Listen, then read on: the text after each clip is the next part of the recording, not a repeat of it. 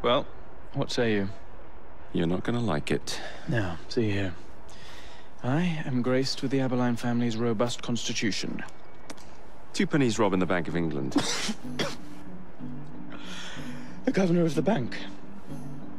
I think I might need to sit down. There's no time for that. Bastard's probably deep in the vault by now. However you get in, I don't want to know. Of course. But do you know how I can get in?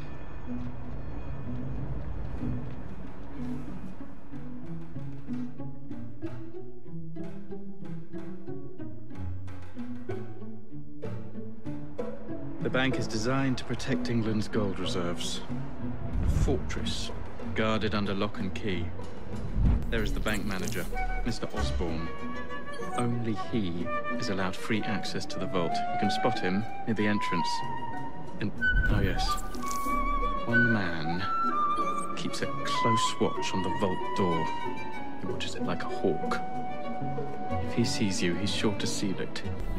The guard captain, Gus Howard, knows Twopenny well. He is in on this, I'm certain.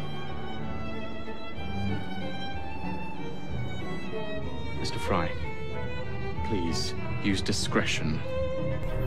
The only way to implicate Twopenny is to catch him in the act. Do not jeopardize him. No big displays. This is the Bank of England. If you encounter any trouble, I'll be in the atrium. In disguise. Twopenny won't be leaving that vault.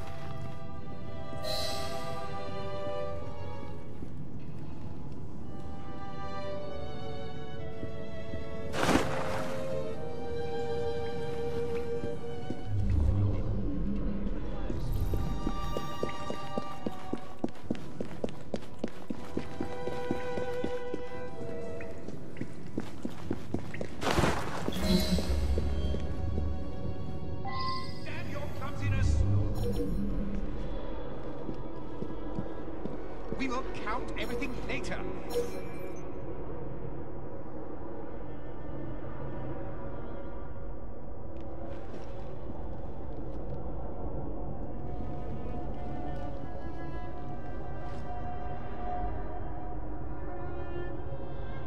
Mr. Starrick will be pleased with our work tonight. Something's lurking past me.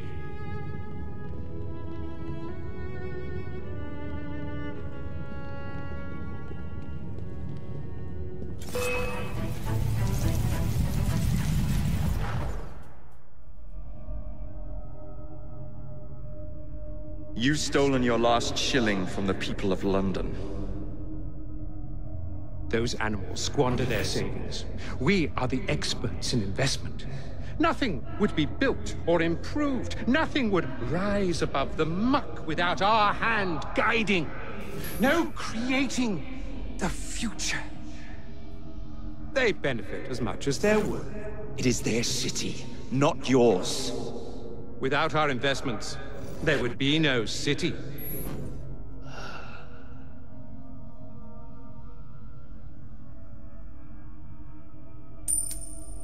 For the path of the dead.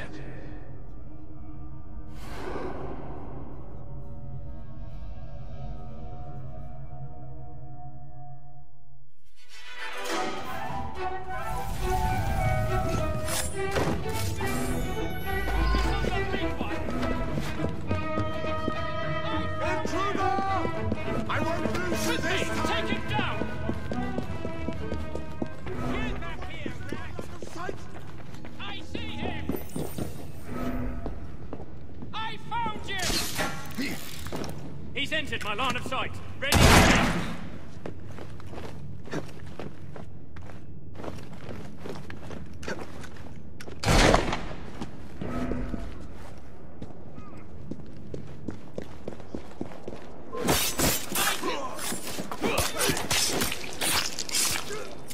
I see him. Give me the order and I'll shoot. I hope you're prepared to accept. This doesn't concern you. To the graveyard you go. I need help.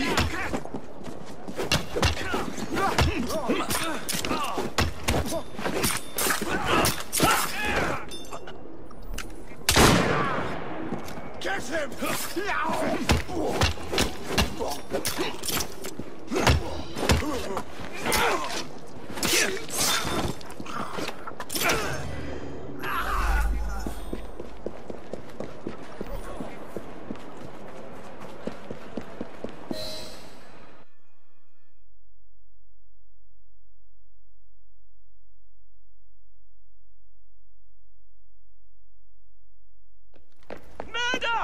Thank goodness, the police! We're saved!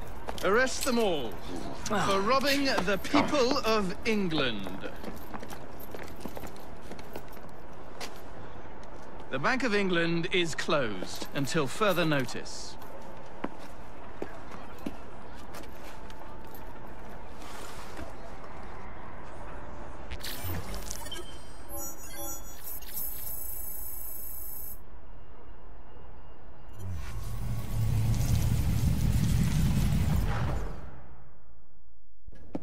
The currency, a laughingstock. Inflation out of control, Twopenny brutally murdered. And yet Parliament does nothing. The bill will be defeated, sir. That buffoon Disraeli shall be taken care of. It has been arranged, upon my honor. Your honor carries little weight. How dare you, sir!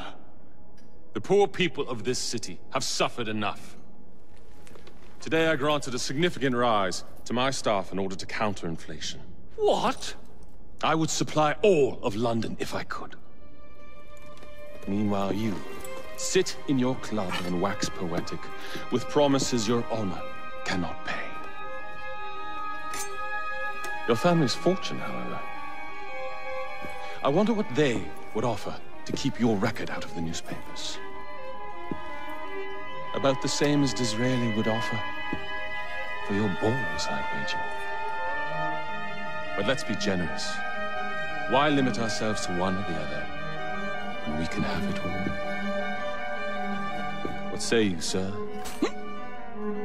Shall I come collect? No more dallying. The halls of Parliament must be free to govern. Again. Understood? You may see yourself out.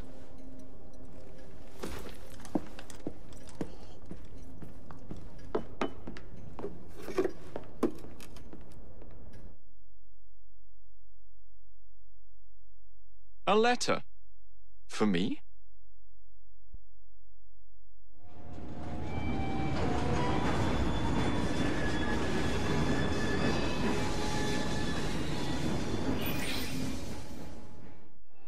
Dear Mr. Starrick, men hired. Strike tomorrow. Disraeli's death will stall Corrupt Practices Act indefinitely. Gladstone will be far more pliable. May the father, etc., etc. B. So Starrick's got his finger in politics, has he? I need to enter the Sinopian Club and find out who B is. Tread delicately around Parliament. As if I don't usually. Your indiscretion at the Bank of England caused British currency to nearly collapse. Nearly is the operative word. Speaking of collapses, what of the key you found that unlocks very little? Henry took it for research. I am confident that the vault is ours. Nearly ours, Evie. Nearly. A letter? For me?